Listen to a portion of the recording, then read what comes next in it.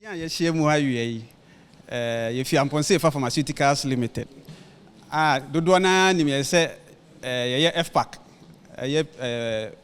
Painkiller say honam dodo na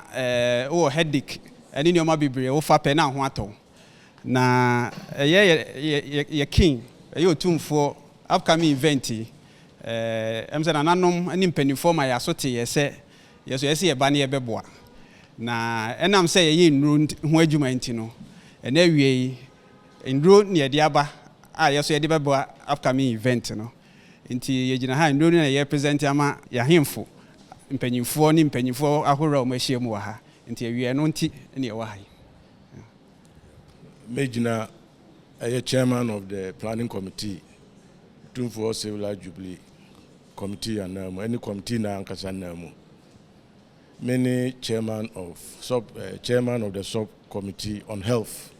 I am Amponsah krata bibre pharmaceutical companies Kumasi any Ghana man na say Otumfuo dwumadi ayedi eson papa nti moma ye moa krata no no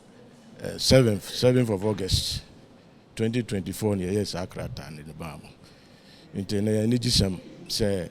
Matimi ayesa presentation we amaye. Timejina chairman of the planning committee that's Sibre Otusrebo any planning committee na ankasa anam na magisa nema we nyina na ye shabo se dwumadi o se edidie no e de bedi ama enmonyam ene bibia timi aye kama na fe masa gina fidie so asa appeal to omwa yoma sutre nyina so mbeboa ye no omumra na omameboa ye na dwumadie no enyefe yedemase papa yedemase be man safu churuba kodua kuma chairman of the health committee Opemsuo TV so ni ye hu se enroi ewa ha bodi nyina ma ye ba bi free enem ne botae yo pacho ye frame Eugene Adokoi me export manager Amponsah Pharmaceuticals na wo hwe ye me staff ya omo wa ha ya ye me colleagues ye no omo de ye adwuma ye wo Harry Apa ono ye sales supervisor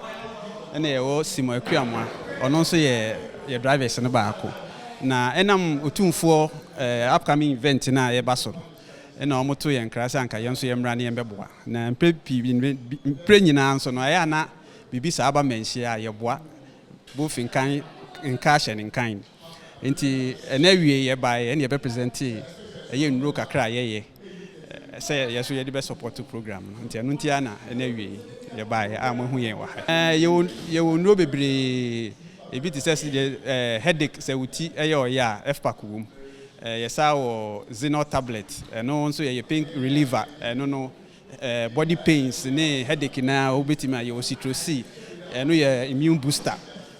boa obi a onya kata ye wo kata edru ye wo say bia upra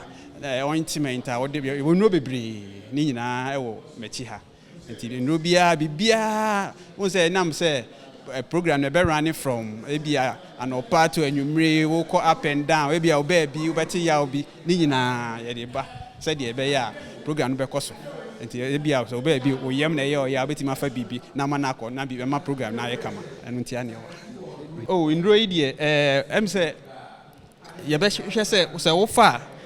eye ne o ma bebre nti de bia after the program no kra no na wo pe bia say wo ba ya so ya wo benya bi Amponsah Pharmaceuticals na your hotlines ni bibia nso wo indro ni nyina wo frɛ yen a ye beba waso ye na sɛ wo apese wo tu bi na wo ton ebia wo ye clinic bi wo hospital na wo behia ye mo a tem bia ye prepare sɛ ye beba